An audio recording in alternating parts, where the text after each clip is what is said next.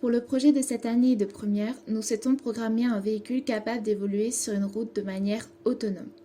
Pour cela, nous allons utiliser le robot Timio, facilement programmable avec Azeba, et pouvant aussi se faire en virtuel. Il faut savoir que Timio est un robot éducatif développé dans le cadre d'une collaboration entre l'école Polytechnique fédérale et l'école d'art de Lausanne. Les possibilités de notre véhicule, donc du robot Timio, sont malheureusement limitées par la technologie et le nombre de ses capteurs. Néanmoins, nous allons gérer quelques problématiques qui se posent pour maîtriser un véhicule autonome, comme la vitesse, l'accélération, le freinage, les virages ainsi que le respect du code de la route, comme les vitesses ou les stops. La limitation de vitesse, bien sûr. Ces différentes tâches seront réalisées par des groupes de 3 élèves sur une durée d'environ 12 heures. Cependant, chaque groupe devra comprendre, adapter et faire fonctionner les programmes de lecture de code et celui aussi du suivi de ligne qui permet de circuler sur toute la piste de façon autonome. Autonome, nous souhaitons que le robot Timio se déplace totalement seul. Il devra donc prendre en compte son environnement, comme par exemple la taille de la route, sa forme, ainsi de suite. Il devra aussi interpréter correctement les consignes indiquées sur la piste. Ainsi, pour l'autonomie du robot sur le circuit, nous avons mis en place une lecture de code barre et ainsi un suivi de ligne. Tous les codes barres débutent par un 1. De cette manière, le capteur de sol gauche du robot, Prox Ground Data 0, peut savoir si un code barre va arriver. Le code barre est constitué de 4 bits, bits de start et 3 bits de données. On pourra donc coder 2 puissance 3 combinaisons, soit 8 cas différents avec ce code barre. Des codes barres ont donc été imposés avec des consignes bien particulières, comme on peut le voir sur le diaporama, comme par exemple 1000 correspond à la limitation de vitesse à 200, ou 1101 correspond à l'entrée du parking avec barrière gérée par un autre Timio. Un programme de base nous a été fourni pour interpréter ces codes barres.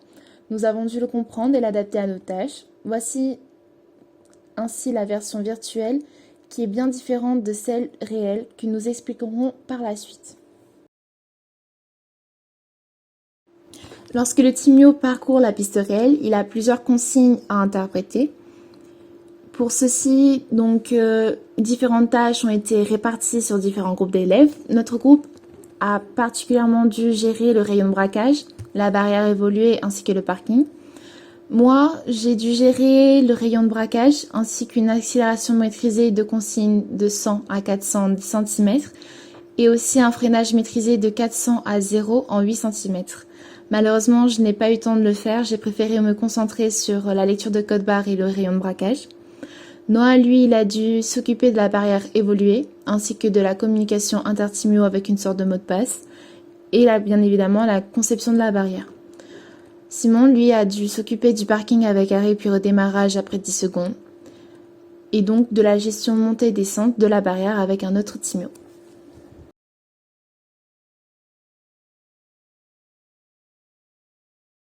Maintenant, nous allons voir les programmes qui étaient à comprendre et interpréter. Donc le programme de suivi de ligne est en raison assez simple. Il permet au robot Timio de suivre une ligne grâce au capteur optique de sol droit, ce qui permet de laisser le capteur de sol gauche disponible pour lire un code barre.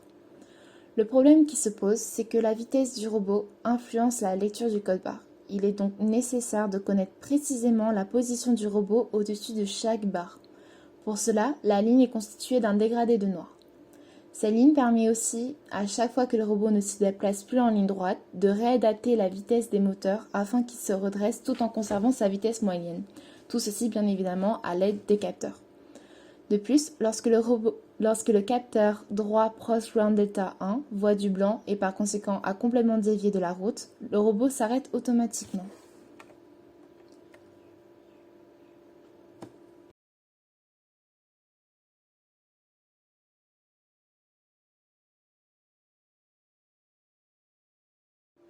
Après ce programme de mise au point, nous a été fourni un programme de base dont il a fallu comprendre la structure et l'adapter à nos tâches.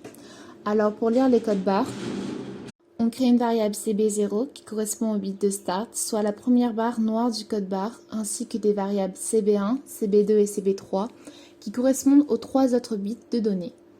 Dans le programme, le capteur gauche lit les barres une à une. Ainsi, on itère le programme suivant. Si le capteur optique voit une valeur supérieure à 600, la variable vaut 0. La barre est donc blanche. Si le capteur optique voit une valeur inférieure à 400, la variable vaut 1, la barre est donc noire. Depuis ces valeurs, on peut ainsi faire appel à des sous-programmes qui correspondent aux tâches à réaliser, comme faire un virage, changer de couleur ou encore s'arrêter. Plusieurs versions ont été nécessaires pour arriver à ce résultat, car le capteur de gauche ne lisait pas les codes barres, soit dû à un problème de vitesse, soit une erreur de programme, comme expliqué précédemment.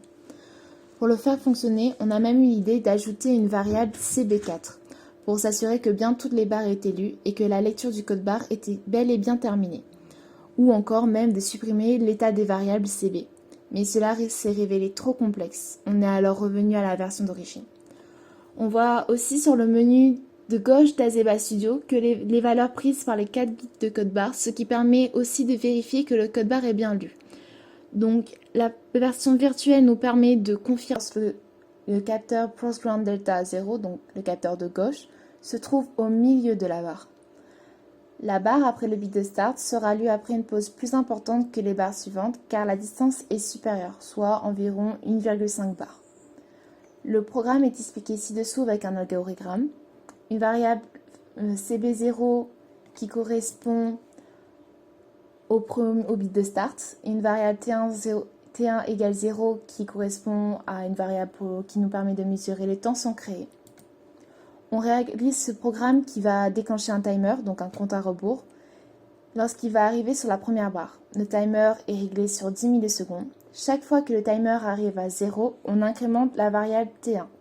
Lorsque le robot sort de la quatrième barre, on stoppe le timer. Le contenu de la variable permettra donc de connaître le temps pour franchir les 4 barres. Donc pour le temps des 4 barres, ça correspond à 10, donc les 10 millisecondes, fois le contenu de la variable T1. Le temps pour une barre est donc divisé par 4. Nous avons pu trouver en réel, une mesure réelle, que le Timio, s'il avance à une vitesse moyenne de consigne de 200, pour les 4 barres, il prend 1200 millisecondes.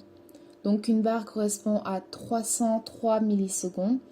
Et pour lire 1,5 barre, 454 millisecondes. Cependant, au virtuel, ces données changent. S'il avance toujours à une vitesse de consigne de 100, pour lire 4 barres, il prend 4400 millisecondes. Et pour lire 1,5 barre, il prend 1150. Et lire une barre, il prend 1100 millisecondes. L'importante différence entre le réel et le virtuel est environ de 72,5%. Cet écart est très important et donc fausse énormément les calculs en réel. C'est pour cela qu'il faut qu'à chaque fois qu'on reprenait le robot, il fallait refaire le test de mise au point. Même si on était en virtuel ou en réel, il fallait se réadapter. Cet écart, en tout cas, on le sait qu'il est causé par la différence de taille déjà en réel et en virtuel des codes barres. Le format n'est pas du tout le même. Les premières expérimentations avec le programme de code barre et celui du souvenir sur la piste réelle ont montré que la fiabilité de lecture des capteurs du robot Timio n'était pas suffisante. En effet, la noirceur et les reflets causés par le film plastique faussaient les résultats des capteurs. Nous avons donc décidé d'allonger la longueur des codes barres, de les repasser au marqueur et même d'imprimer nos propres codes barres pour pouvoir les tester correctement. Malheureusement, nous n'avons pas pu filmer le robot lisant les codes barres sur la piste réelle après modification. Mais voici la vidéo d'expérimentation des erreurs.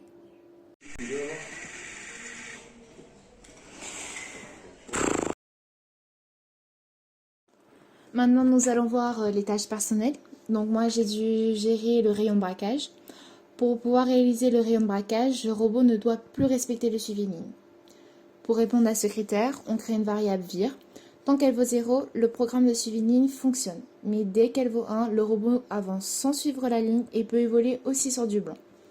Cependant, j'ai rencontré un problème. Lorsque il a terminé de faire son virage, il doit reprendre le suivi de ligne.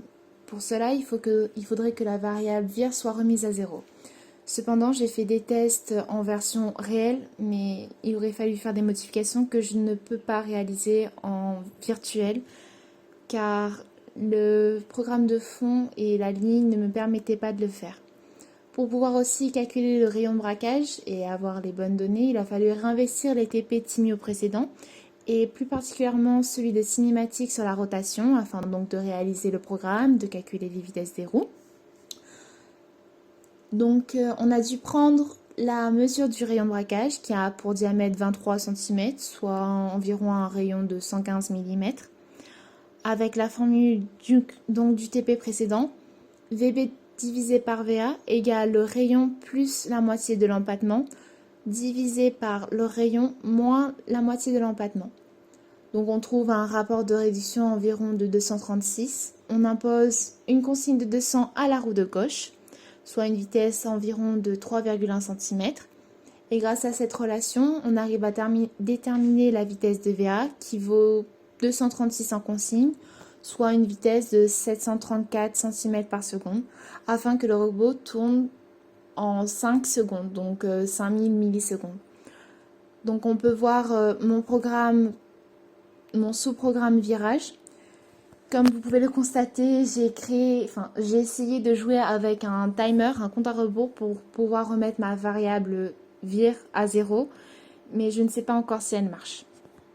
Et ci-dessous, vous pouvez voir une vidéo d'expérimentation que j'ai pu réaliser.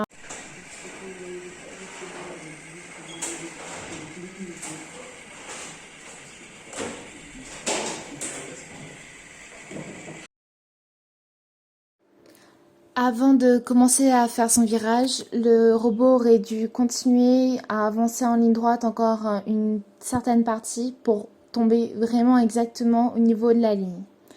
Cependant, je n'ai pas réussi à placer exactement cette partie du programme pour qu'elle fonctionne. Pour conclure, notre objectif de départ était d'être capable de suivre une ligne tout en interprétant des codes barres marqués au sol afin que le robot Timio soit autonome. On peut dire que dans l'ensemble, cet objectif a été respecté. Il resterait à tester les codes de tous les groupes sur l'ensemble de la piste en réel, soit mettre en commun nos travaux de groupe, ainsi que de terminer plus proprement nos programmes.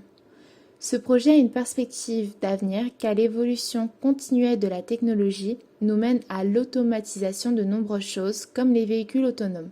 On fait pleinement partie de cette révolution.